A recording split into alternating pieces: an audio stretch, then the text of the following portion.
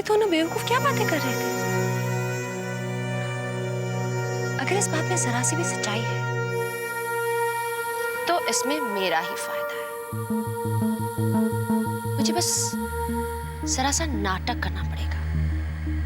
कुमार को ये यकीन दिलाना पड़ेगा कि मुझे भी उससे प्यार होने लगा है। उसे प्यार से समझाना पड़ेगा कि वो सुनीति की तलाश बंद करा दे और सबसे कह दे कि सुनीति मर गई। बेचारा तरुण जिंदगी में एक बार फिर से हार जाएगा। और माँ चाहे ये बात साबित कर दे कि तरुण उनका बेटा है, अब उस बात से मुझसे बिल्कुल फर्क नहीं पड़ेगा, क्योंकि आखिर सब कुछ मैं ही तो संभालूंगी। ये घर, दर्पण, सब मेरा। अभय भी मेरा है। आखिर मेरी बेटी का पिता जो है। बस ये कुमार यहाँ आ जाए तो मैं उसे यकीन दिला दूं कि मुझे उससे प्यार होने लगा है। लेकिन यहाँ आए तो ताकि पहले मुझे तो यकीन हो जाए कि उसे मुझसे प्यार होने लगा है।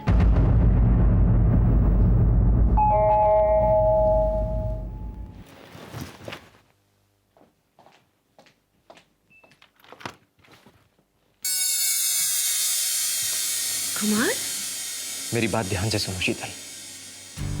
कोई चाहे जो भी कहे, उनका विश्वास मत करो। तुम बुरी नहीं हो शीतल, बुरी नहीं हो तुम बहुत अच्छी हो। कुमार,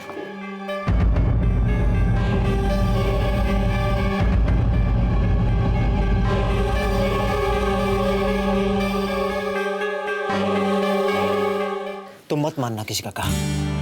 तुम अच्छी हो शीतल, बहुत अच्छी हो तुम। ओह कुमार, कितना तरस रही थी मैं किसी से सुनने के लिए।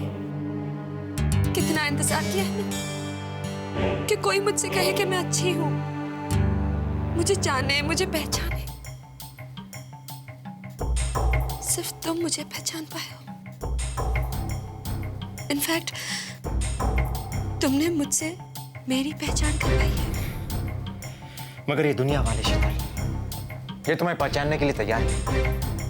वो नहीं चाहते हैं कि तुम अच्छा बनो। तुम्हें अच्छा बनने ही नहीं देंगे।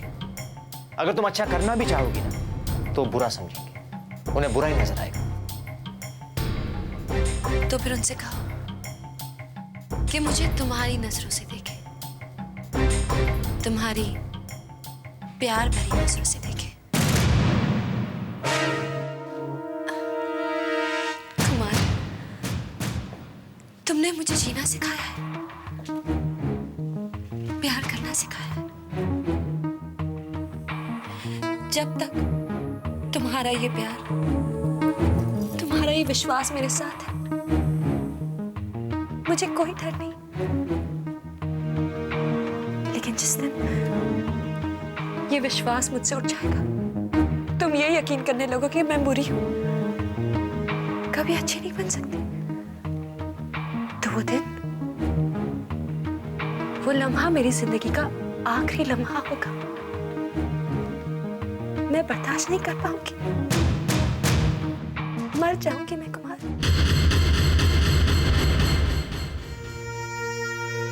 शीतल, और फिर भी मेरी राख उड़ते उड़ते तुम्हें दुआएं देगी कुमार। मुझे नहीं पता था तुम इतनी इज्जत करती हो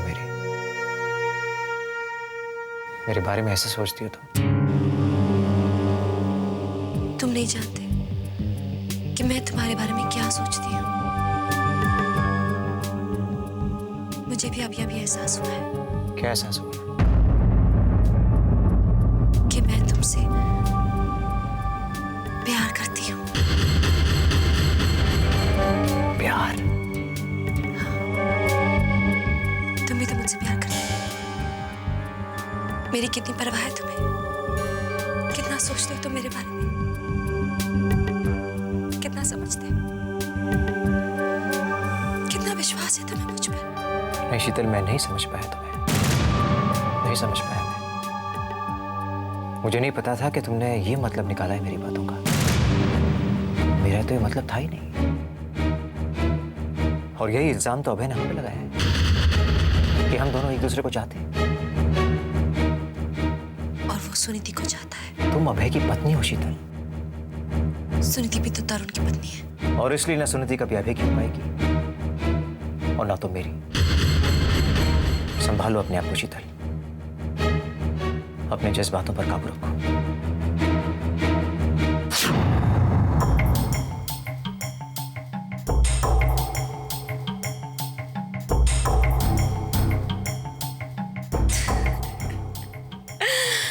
अपने जज्बात पर तो मेरा काबू है इंस्पेक्टर साहब, लेकिन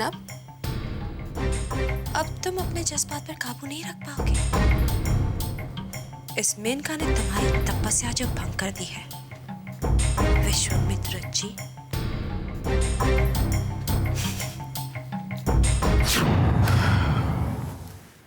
सब कुछ अच्छा चल रहा था अब तक, लेकिन अब फिर से पहले जैसा हो गया।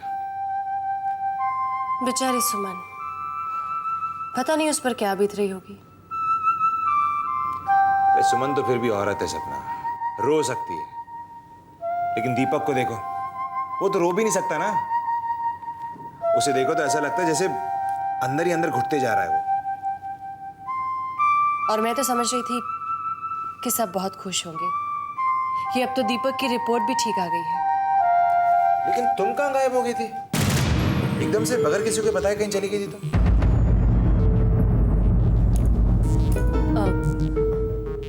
बगैर किसी को कुछ बताए? मैं नहीं जानती थी जतिन कि इस दुनिया में मेरा भी कोई है जिसे कहीं जाने से पहले मुझे इन्फॉर्म करना चाहिए, जो ये सोचे कि मैं कहाँ हूँ, कैसी हूँ, जिसे मेरी फिक्र हो। कुछ दिन पहले मुझे भी ऐसे ही लगता था कि इस दुनिया में कोई नहीं है जिसे मेरी फिक्र है। तुम्हारी मां के गुजर जाने के बाद जिस तरह तुमने अपने आप को अकेला पाया, मुझे भी ऐसे ही लगता था कि मैं भी बिल्कुल अकेला हो गया हूं जब मेरी मां मुझे छोड़कर गई थी। लेकिन फिर उसके बाद मैं सुमन से मिला, सुमन के परिवार वालों से मिला, और इतना प्यार, इतना अपनापन दिया उन लोगों ने मुझे कि मुझे लगा कि मेरा परिवार मुझे फिर से वापस मिल गया। अब तो उन्हीं की खुशी में खुश हो जाता हूं, उन्हीं के गम में आंसू बहा लेता हूं। And if I'm not mistaken, तुम्हारी आंखें भी तो बाहर आई थी जब तुम्हें सुनीता के बारे में पता चला। पता है जतिन, इस वक्त मेरा जी कर रहा है कि मैं अभी दीपक के पास जाऊं, उसे सहारा दूं, उसे अपने कंधे पर सर रख कर रोने दूं। तो जाओ फिर, और जाकर उससे ये भी कह देना कि इतने दिन तुम कहां थी, कहां चली गई थी, अपनी फैमिली को इन्फॉर्म किए बिना। नहीं जतिन, बस यूं समझ लो कि मेरा नया जन्म हुआ है। नया जन्म? हाँ, मैं अपनी पुरानी दुनिया में लौटने जा रही थी, क्योंकि मैंने ये मान लिया था कि अब दीपक की दुनिया में मेरी कोई जगह नहीं है। लेकिन वहां पहुंचकर मुझे तुम्हारा ख्याल आया। मेरा? हाँ, तुमने भी तो ये एक्सेप्ट कर लिया है कि जब तक दीपक है तब तक सुमन तुम्हारी नहीं हो सकती है।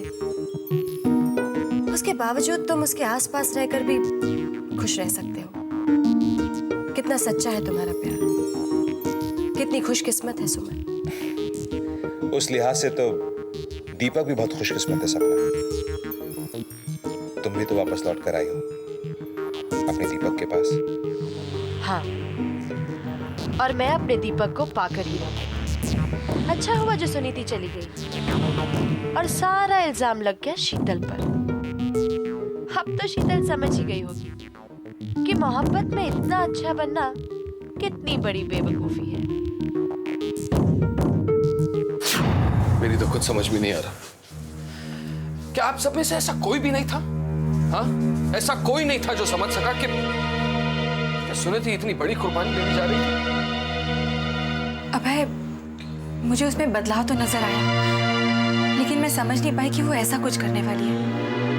अभय, बेटा तुम उसे जरूर समझ पाते। मैं? हाँ, वो भी तो तुम्हें इतनी अच्छी तरह से समझती है।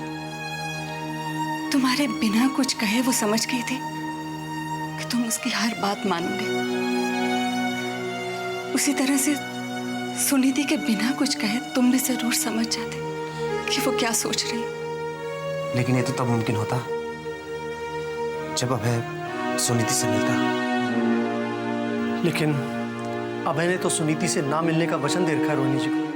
उस वचन से मुक्त करने की मैंने कितनी कोशिश की। कई बार कहना चाहा, समझाना चाहा तुम्हें अभय कि उस वचन को तोड़ दो। अब उस वचन का कोई मतलब नहीं बनता। मुझे यकीन हो गया था कि तुम दोनों का प्यार आसमान की ऊंचाइयों तक उठ चुका है। दुनियादारी के नियमों के बंधन को तोड़कर आजाद हो चुका है।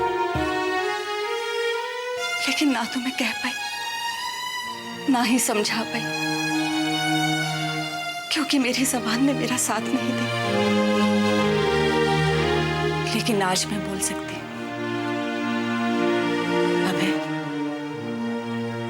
आज मैं तुम्हें उस वचन से मुक्त करती हूँ बेटा। जाओ, जाकर ढूंढो सुनीति को, वो तुम्हें जरूर मिल जाएगी। पुकारो उसे, उसका नाम लेकर पुकारो।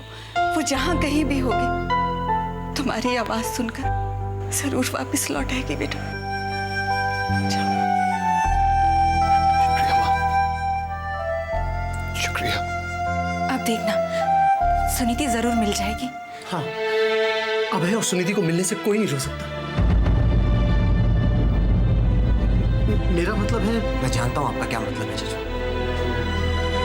अभय सुनीति को जरूर ढूंढ निकालेगा मेरे लिए। तरुण, हाँ, यही तो है एक सुहागन का सम्मान जो तुम अपनी पत्नी को दे सकते हो, लेकिन मैं नहीं दे सकता। अभय, तृप्ति तो तुम्हारे पास है ना?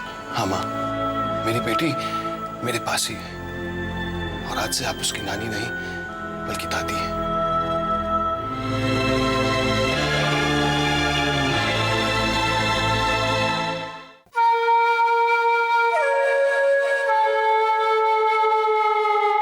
मैं उस त्यागी के बारे में किसी को कुछ नहीं बताऊंगी, और ना ही उसके बारे में कोई कुछ जान पाएगा, वरना उसकी बेवकूफी की वजह से मेरी बदनामी हो सकती है। लेकिन शीतल तो उसके बारे में सब कुछ जानती है। So what? शीतल तो बदल गई है ना, वो तो अच्छी हो गई है, वो तो किसी का भी बुरा नहीं चाहती, इसलिए वो कुछ नहीं कहेगी। और फिर मैं भी तो शीतल के बारे में कितना कुछ जानती हूँ। अगर उसने किसी से कुछ कह दिया तो फिर मैं तो सब कुछ कह दूंगी।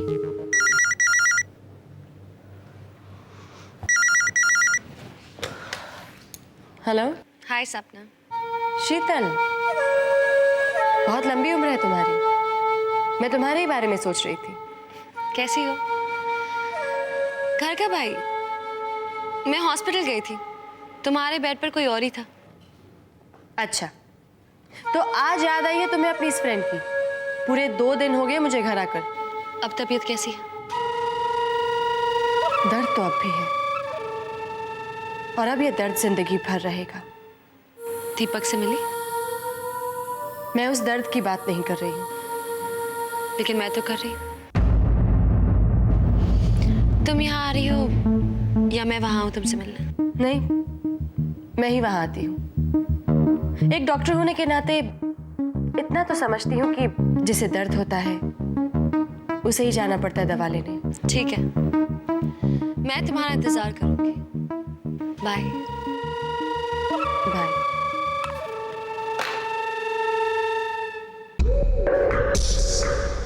ये सब मैं तुम्हें इम्प्रेस करने के लिए कर रही हूँ कुमार। जस्ट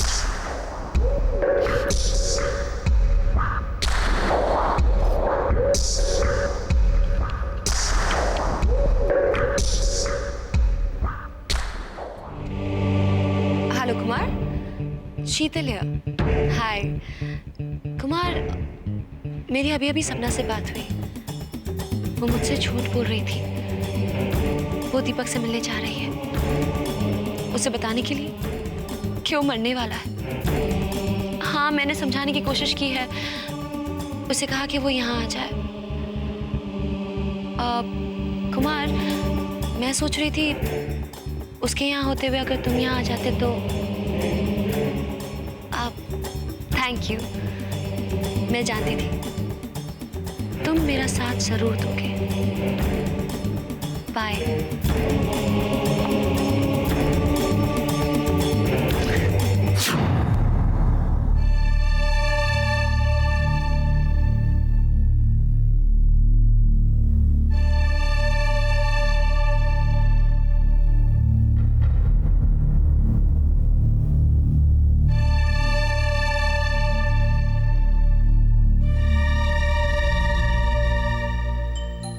तरुण, क्या कहा टेलीविजन वालों ने? टेलीविजन वालों ने कहा है हर हफ्ते जो मिसिंग पर्सन्स का अनाउंसमेंट होता है उसमें वो सुनीति का अनाउंसमेंट भी दे देंगे और साथ में तस्वीर भी। कब होती है अनाउंसमेंट? हर बुधवार को। बुधवार तो कल है ना? तो कल सुनीति को मेरा मैसेज मिल जाएगा, अगर वो कहीं टीवी देखे तो। तरुण, वो टीवी देखे या ना देखे, वो दर्पण का इशू जरूर देखेगी। तुम वहां भी गए थे ना? मेरी तो हिम्मत नहीं हुई, लेकिन अभय वहां गया है। तरुण, तुम्हें क्या लगता है शीतल सुनीति की तस्वीर दर्पण में छपने देगी? अभय डायरेक्टली पब्लिशिंग डिपार्टमेंट में जाकर तस्वीर छपवाएगा और कहेगा कि शीतल दी ने कहा है छापने के लिए। आज अभय पहली बार शीतल दी के पति होने का अपना वजूद इस्तेमाल करेगा। भगवान अभय को खुश रखे। कितना कुछ कर रहा है वो हमारे लिए। वो हमारे लिए नहीं, सुनीति के लिए कर रहा है। तरुण, अब तो शीतल दी से अभय का हर संबंध टूट चुका है और मेरा सुनीति से कभी कोई संबंध जुड़ा ही नहीं। अब तो सुनीति और अभय का संबंध जुड़ जाना चाहिए। तरुण, अभय ऐसा कुछ नहीं सोच रहा है। मुझे पता है दीदी, ऐसा तो मैं सोच रहा हूं। ऐसा मत सोचो तरुण, तुम्हें तो वही सोचना चाहिए जो सुनीति तुम्हारे बारे में सोचती है। सुनीति भी ऐसा ही सोचेगी, लेकिन पहले वो मिल तो जाए।